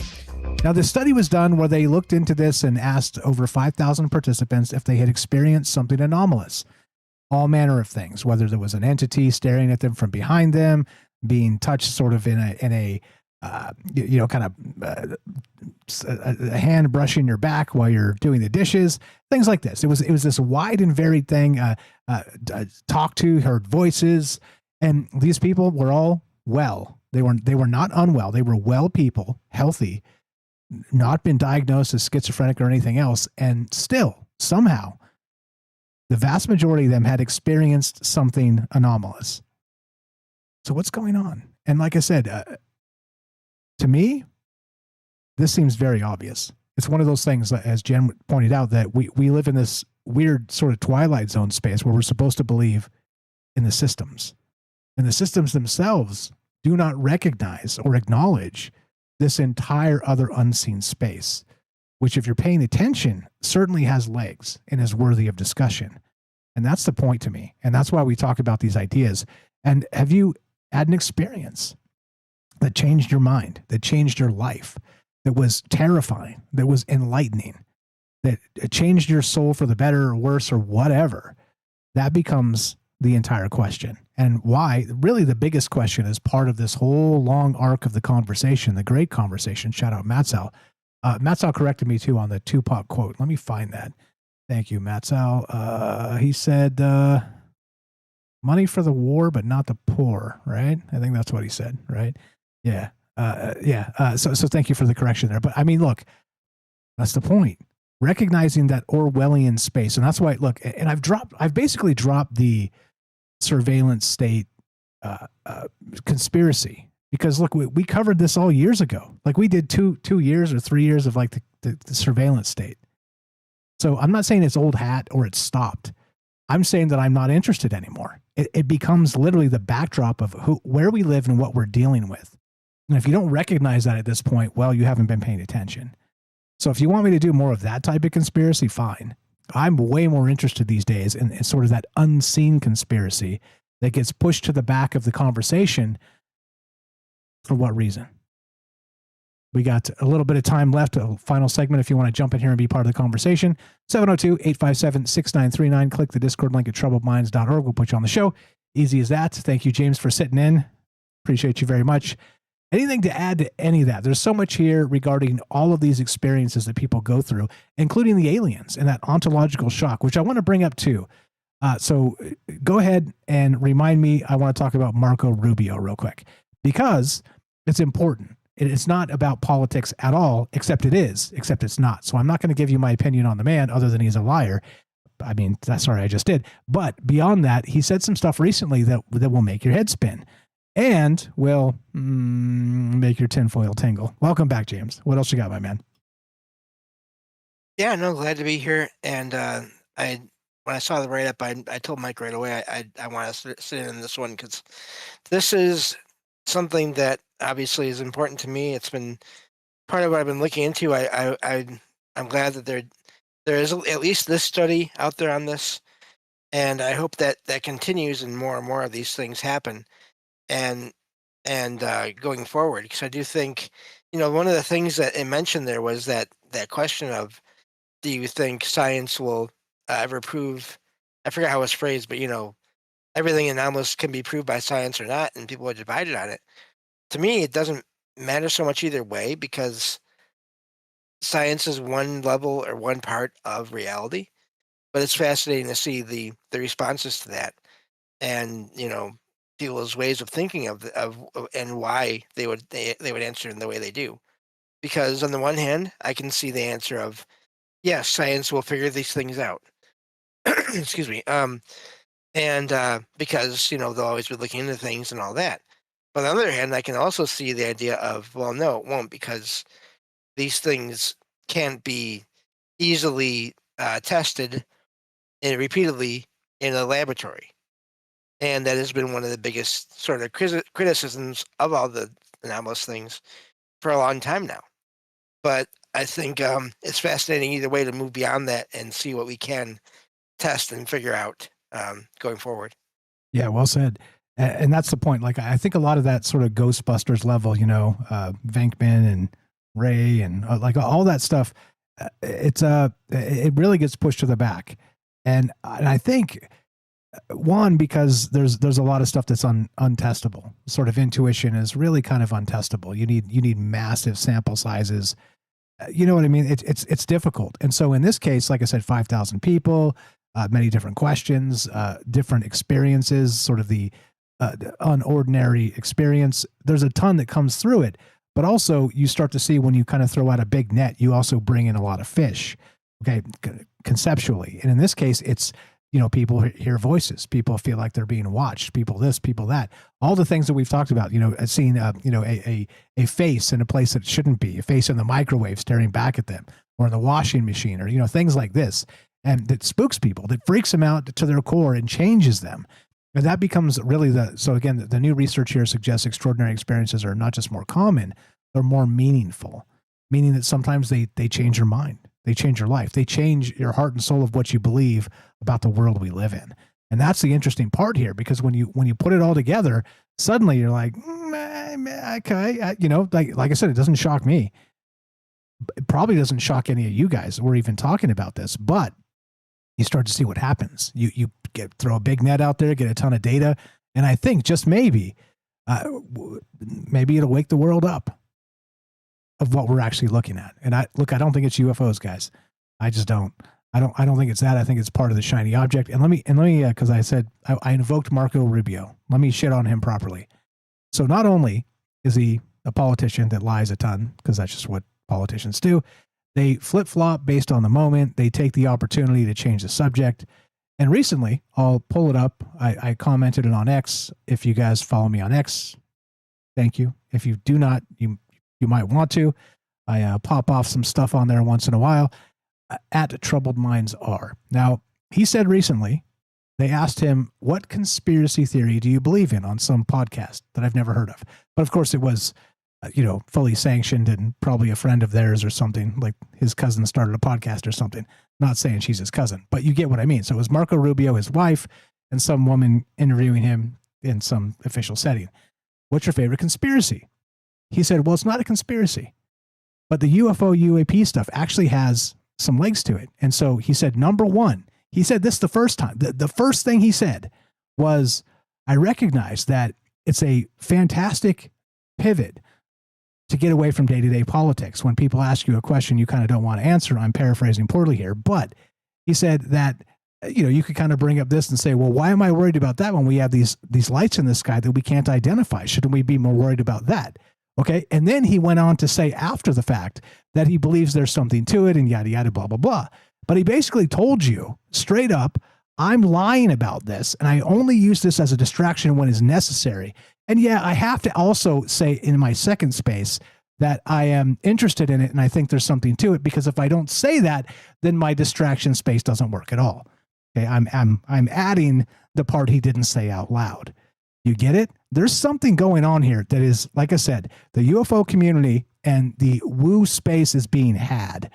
And of course, as usual, it's politics as usual. And any shiny object they can get to get you not thinking about the Epstein files is, well, yeah, useful. Let's call it that. Anything on that, James? And we'll go to Eric. Thanks for being patient, Eric. Yeah, we've been talking about this for a long time, even not just on shows, but behind the scenes, like just the whole disclosure thing is just always, for a long time now, driven me crazy. Like at first I was kind of interested in it, and then I started seeing patterns and, so yeah. And these politicians now that are getting into it in recent years, right away I figured, I thought this was just they were just using it. And they have done nothing to show otherwise to me so far, just me personally. But I haven't seen anything from anyone in in that sphere that shows me that they're really interested in these things in a way that is genuine, outside of what they're doing. No, because it's not.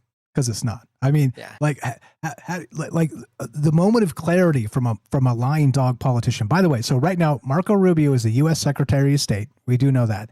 But he's also, because Tulsi Gabbard resigned because her husband has cancer, right? That's what we're told. That's the official story. I'm running with that. I'm not going with any conspiracy theories because somebody's sick and I don't want to do that. He's also the acting national security advisor, which is the toppest. That's like above the CIA, that runs the CIA. Really? And so he's saying like, oh, I think there's something to this, but it's a nice political distraction. And then everybody, and then the shocking part to me is he told you what he's doing. And then he added the fact after that, like, oh, also, by the way, I think there's something to it. Bro, you just discounted anything that you were about to say about it. That there's some, does anybody else see the world we live in? I'm telling you, I'm frustrated as hell with all these people because they have tons of stuff they're not going to tell us, and it pisses me off every single day. Good thing I have a microphone to talk about it. I'm telling you what. 702-857-6939. Click the Discord link at troubledminds.org. Let's go to Eric. Eric in Ohio. What's up? I'm not going to call him the official anything at Troubled Minds because he wants it to be derogatory, and I will not do that to him. Yeah, I know you can only think of that. You're the best. You're the best. Welcome to Troubled Minds. I'm glad we can have a laugh together.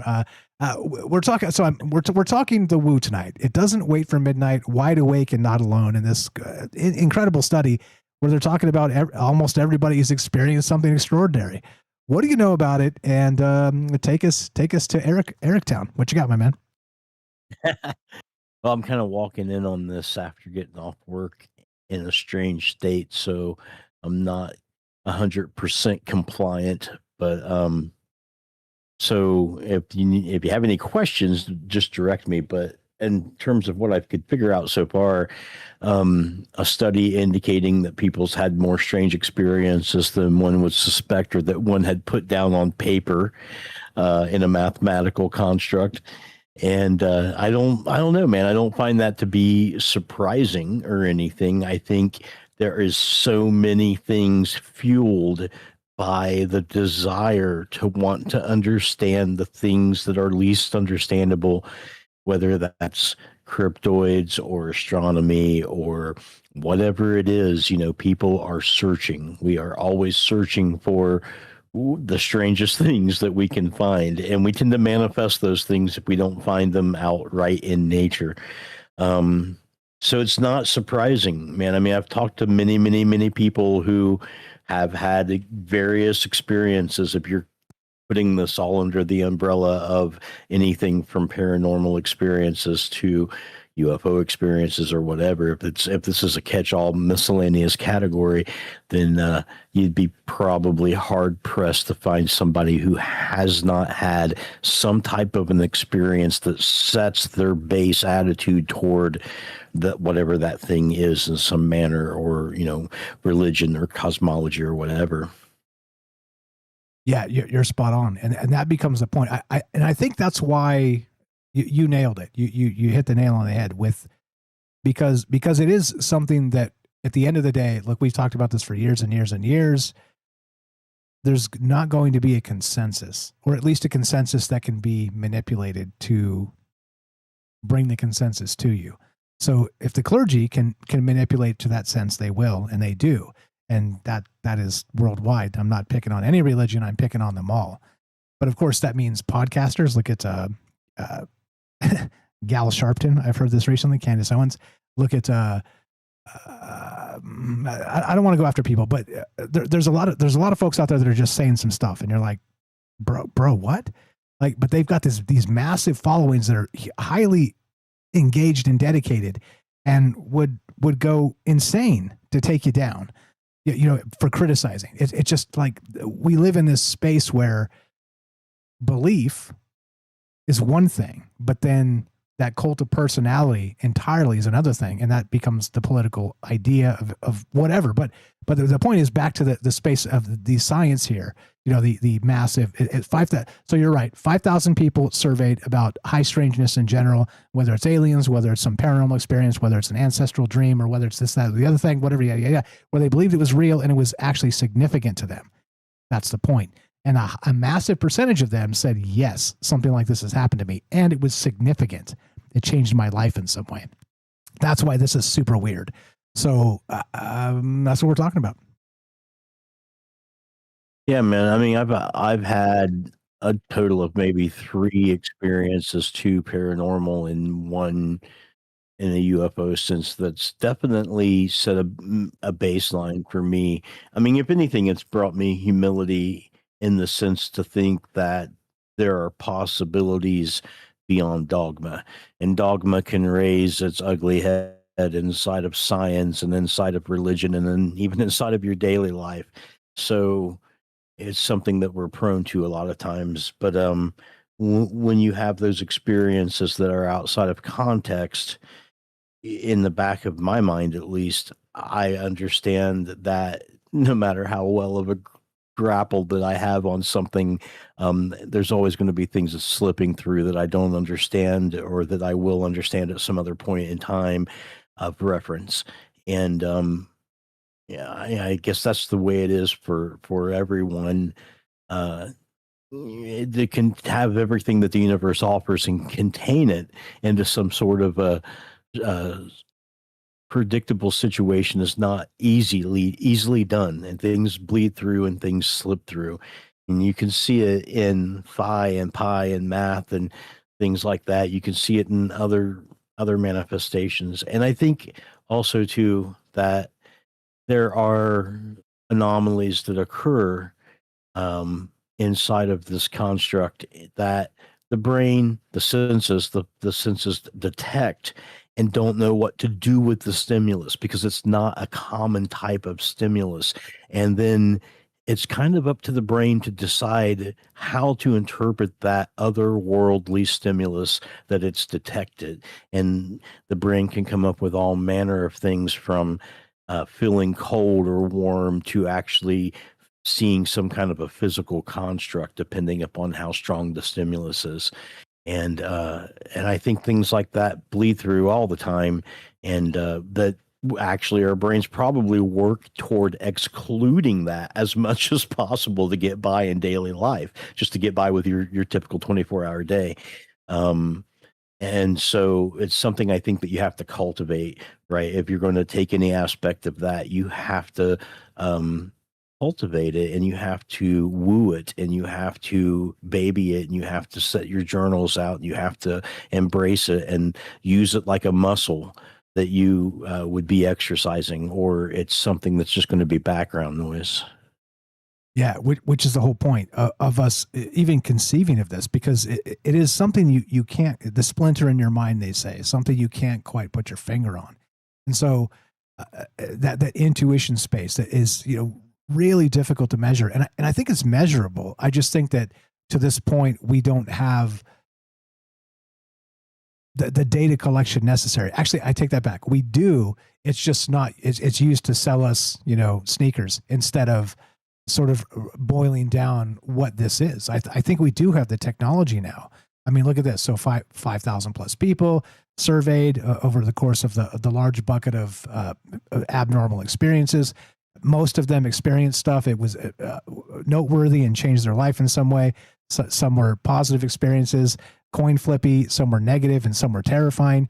So I do wonder if you took bear the entire collective weight of like Facebook and X, Twitter X, and some of these social media companies with this massive amount of metadata, that I think we could probably come to some kind of scientific holy crap moment here. But notice they're more interested in selling us sneakers or changing our mind about who to vote for, because there's more direct money there. But there are larger questions that humanity is far more interested in. But you see how ambiguous it becomes, because you need so much information to really kind of nail down anything. And that's the whole point. And that's why we live in the fringes of these conversations of the space of the larger society, because they don't. I'm not so sure this. Actually, I'll change my mind. I'm pretty sure that the powers that be don't want answers here, because the answers that come from the space we're talking about probably will spook the system, like Jen was talking about earlier, that this phony reality we live in, suddenly if there was clarity of what was actually happening, then they would slip. The priest class would slip. Am I right? Absolutely. It's yeah, they don't want a change in any sense at all, or a realization of what your ability is to input into the system. And there's always been vectors of control throughout history. There's always been mechanisms for controlling the masses in various ways, in political ways, in economic ways, and in religious ways. And there's example after example and after example. And having if one thing will ruin the singularity, how we talked a show or two ago about the singularity, is the idea that everything is connected in terms of there's no more stumbling upon ideas or stumbling upon science. Now everything impacts everything, because you have artificial intelligence is able to connect these things together rapidly, where normally these sciences don't connect, right? And if anything will mess up the good parts of the singularity, it will be people that want to sell you things, or that want to bend the power in some way that will amount to amassing money or power, as opposed to just amassing knowledge.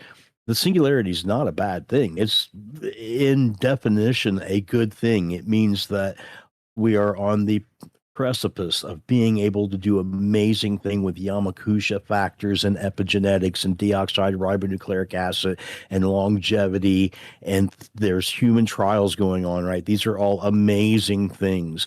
But if there's one thing that will ruin it, it will be people, and people in power, people in the government, people that have vectors that connect to your daily life and how you live it. And it sucks, man, because transhumanism is a natural progression. Whatever the simulation was meant to design, consider that 80 or 98% of the fossil record is gone. Like, all the things that's been tried to get to this point have already went extinct.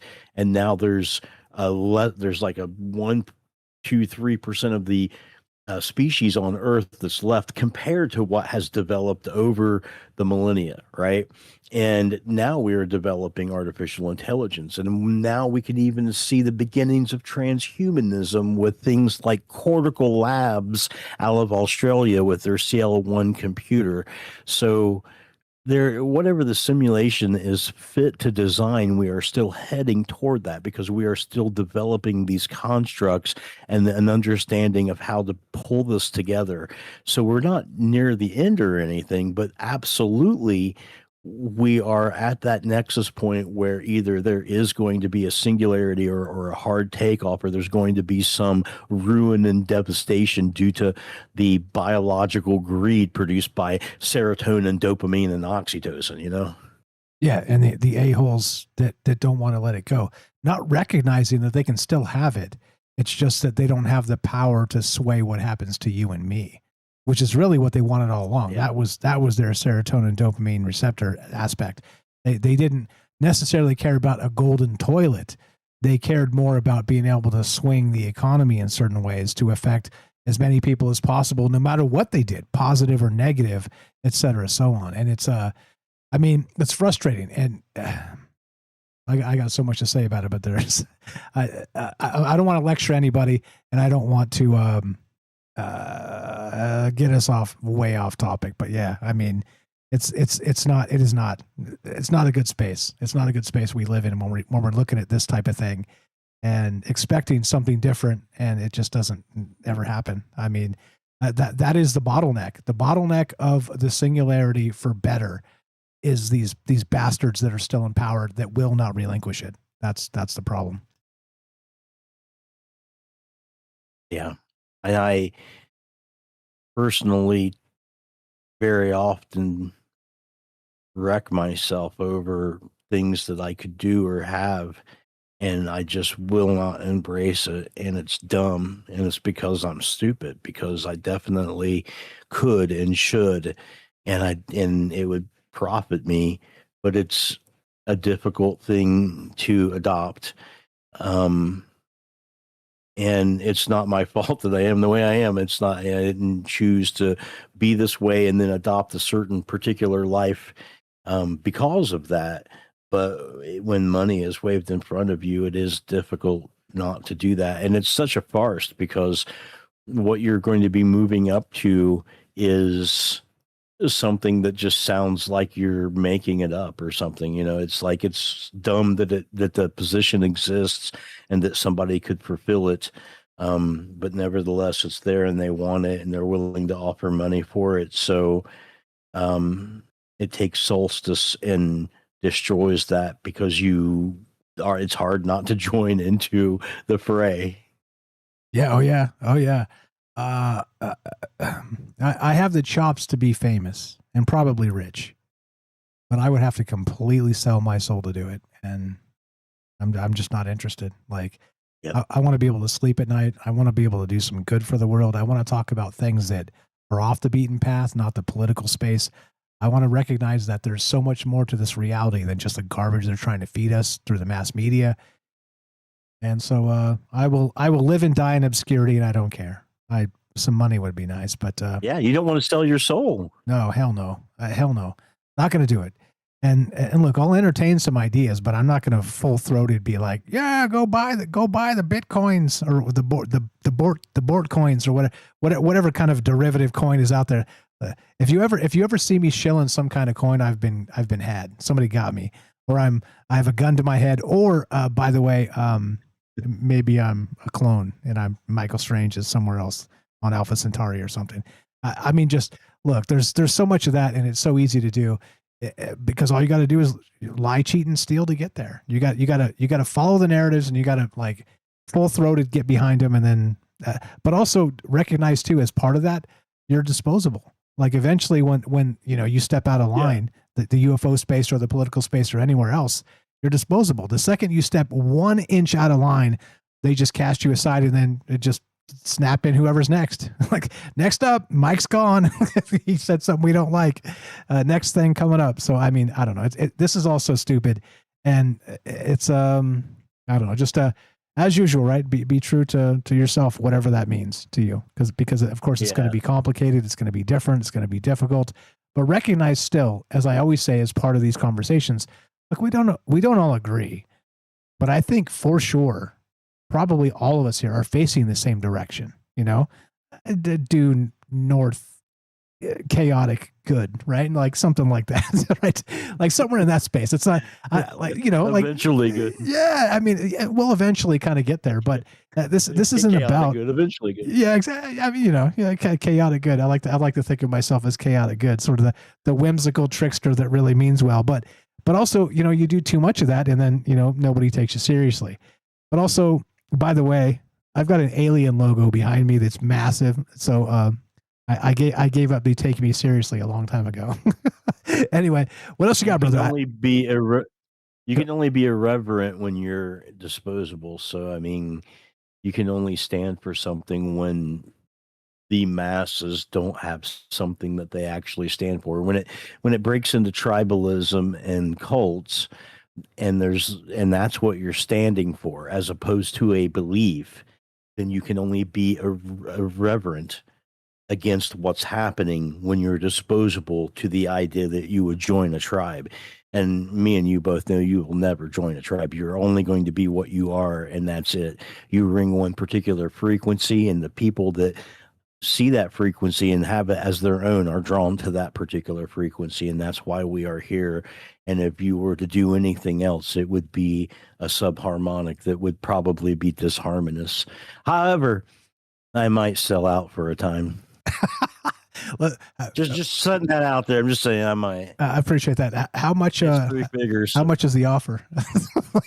Wait. We're talking 3 figures. We're talking 3 figures. Like 150? Yes. Oh crap! You had me at 3 figures.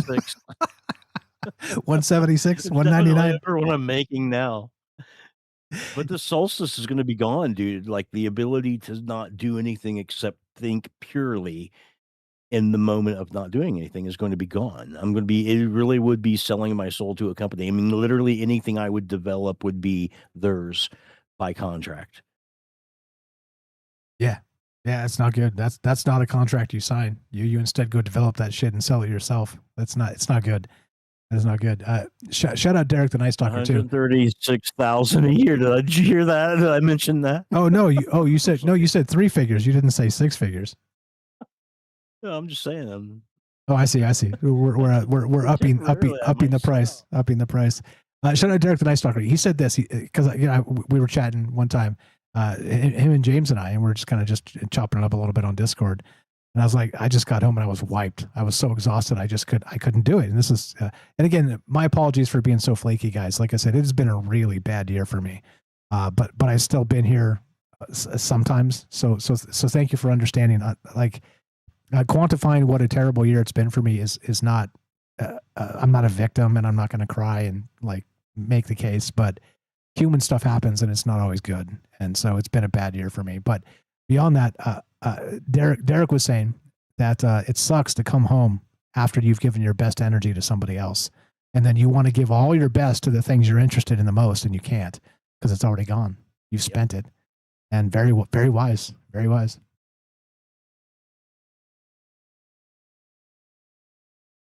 What else you got, my man? That's all I got. If that's all you got, hey, that's good enough. You and James know I love you guys. You guys know that, and that's all I got. Yeah, absolutely, and you were the best. By the way, Daryl in the chat said we were joking when you showed up. I was going to call you the official derogatory anything of Troubled Minds. She said, "How about the official genius of Troubled Minds?" So there you go. Shout out, Daryl. Oh, thank you, Daryl. There you go. You got more than one fan. Certainly, me and James among them, and Daryl and everybody else. Thank you for enjoying Eric, and thank you, Eric, for being here with us. Anything for him, James, before we close this up? Yeah, you're always great to hear from you, Eric, and same goes for you. And yeah, it's yeah, I don't know. It's just I do think that you have to go with what feels right, and that's what I always try to do, and that's all we can do. So go from there. Amen. 100%. You know what to do. Go give Derek a follow in all the places. You working on anything new that people need to know about, or we waiting for the big release? Oh no, man! I've just been studying up on mounds and working with Obsidian for a database for Fable. Sick. Other than that, not much. Looking forward to that. Can you share it, please, when you get it? Looking forward to that. Oh yeah. Right on. Yeah, Obsidian was an Absinthe 6 from Native Instruments, which is where I first seen it, but you can also use it with Claude as a second brain for data analysis. Oh yeah, looking forward to it. When you get it. Go look it up, Obsidian. Oh, I know. Oh, no, I know. I mean, what you come up with as a database. I spent my summers in Northern California, right on the Oregon border, hunting obsidian arrowheads from the Modoc tribe up there. So I'm familiar with obsidian. I got some. I got a collection. Okay. And you're familiar with Gary Gygax, right? Of course. So his magnus opus, the game he considered to be the Cadillac of role-playing games, was Dangerous Journeys Mythos. And it's like the one thing I'm an expert on that I've ran at GaryCon that no one else has. That my first published historical academic paper was published based on that game and the history of it. And so what I'm doing is I'm using Obsidian to make a database on Dangerous Journeys, because all of the editors that worked on that game, when the legal situation took it off of the market, they gave me all of the unpublished material that they had and basically shared letters between them and Gary, and are like friends of mine to this day and stuff. We still talk and stuff. So, you know, having all of this unpublished material plus what is there, and the ability to talk to these people, there's just such a rich environment for being able to write papers and stuff. So I'm just creating the database to have access to information easily when I'm citing stuff in Chicago or MLA, depending on however I'm writing the paper. Gotcha. I see. Okay. So we were talking about different obsidians. It's not the actual volcanics obsidian.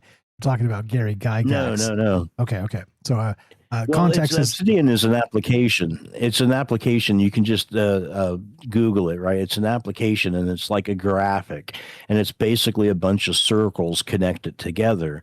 So when you look at it, it's like a web. So in Absinthe 6, which is a synthesizer, a VST, it was being used to show the relationship between sounds. So they had a taxonomy that was like warm, bright, transient, sustained, or whatever the sound type was. And so you could see them graphically grouped together. And so it's something that organizes and aggregates data in a system where one formula connects to a lot of other formulas. Like if you change something in this formula, it's going to change 4 or 5 things downstream. It's a kind of a database that allows for that connection to be obvious in a graphical sense. And you can connect it with Claude, which is, of course, an artificial intelligence or a neural net or whatever, and you can go back and forth with the database and stuff. So and because there's so much that was written and not actually published, like just Word files upon Word files and Excel files and calculations and formulas and stuff that they just gave up on when they settled out of court, that it actually really needs to be aggregated. And there's even like information inside, like the progression of the worlds that Gary Gygax built from Orth, which is also known as Greyhawk, to Yarth, which appeared in a few different settings, that it went into the Epic of Earth, which was what was the Milu for the Dangerous Journey setting. So there's a lot to be extracted in a meta sense beyond even the information that's contained within the system, which is a multi-genre system as it is. So, yeah, I mean, that's what I'm currently doing. That's what it was that I was showing my friend, that he was showing the company that he works for, that ended up wants me to work for them for doing that sort of thing.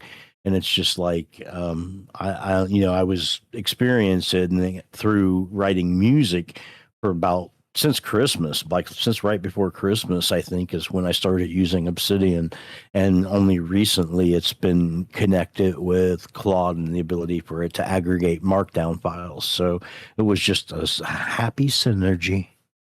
Synergy.md. You're the best, brother. Appreciate you staying with us.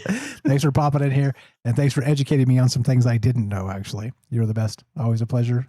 Have a fantastic night. You know him, you love him. Eric in Ohio, the official genius of Troubled Minds. Shout out Daryl in New York.